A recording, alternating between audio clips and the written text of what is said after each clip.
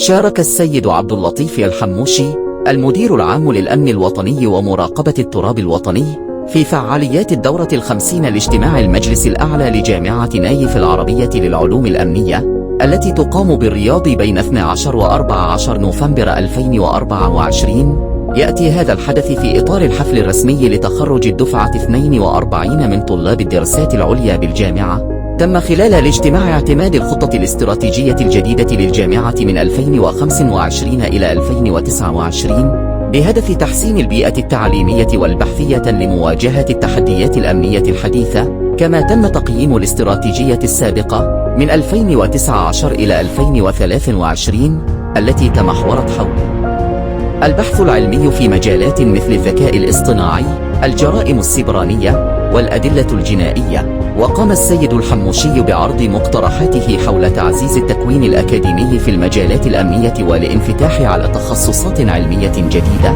بالإضافة إلى تعزيز جودة التدريب ودعم الابتكار بما يتناسب مع التحديات الأمنية المعاصرة.